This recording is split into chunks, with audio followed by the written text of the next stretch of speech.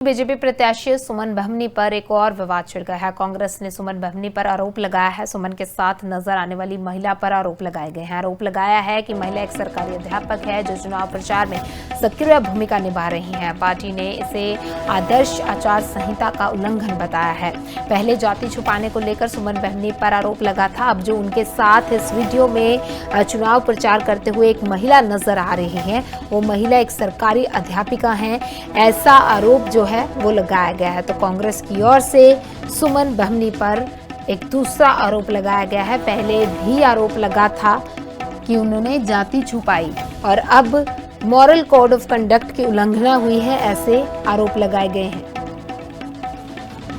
हमारे पास भी सूत्रों के माध्यम से ये खबर आई थी कि जो भाजपा की प्रत्याशी श्रीमती सुमन बहमनी जी हैं, उनके साथ सरकारी कर्मचारी लगातार उनके साथ मिलकर चुनाव प्रचार में एक निजी सहायक के रूप में कार्य कर रही है। गंभीर विषय है, चुनाव आयोग को नोटिस लेना चाहिए।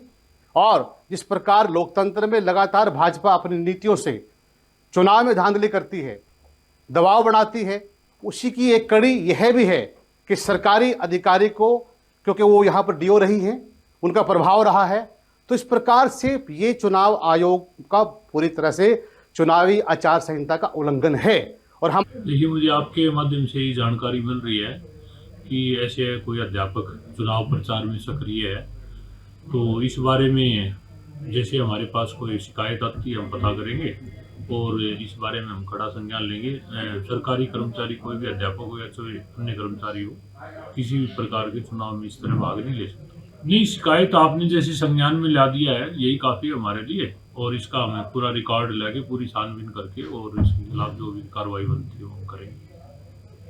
इसके अलावा मैं आपके माध्यम से सभी जिला शिक्षा विभाग की बीजेपी प्रत्याशी सुमन बहमनी पर एक और विवाद छिड़ गया है। कांग्रेस ने सुमन बहमनी पर आरोप लगाया है। सुमन के साथ नजर आने वाली महिला पर आरोप लगाए गए हैं। आरोप लगाया है कि महिला एक सरकारी अध्यापक है जो चुनाव प्रचार में सक्रिय भूमिका निभा रही है। पार्टी ने इसे आदर्श आचार संहिता का उल्लंघन बताया है। पहले जाति छुपाने को लेकर सुमन बहमनी पर आरोप लगा था। अब जो उनके साथ इस वीडियो में चुनाव प्रचार करते हुए एक महिला नजर आ रही है, वो महिला एक सरकारी अध्यापिका है, ऐसा आरोप जो है वो लगाया गया है। तो कांग्रेस की ओर से सुमन बहमनी पर एक दूसरा आरोप लगाया गया है। पहले भी आरोप लगा था कि उन्होंने जाति छुपाई और अब मॉरल कोड ऑफ कंडक्ट की उल्लंघना हुई है, ऐसे आरोप लगाए गए हैं।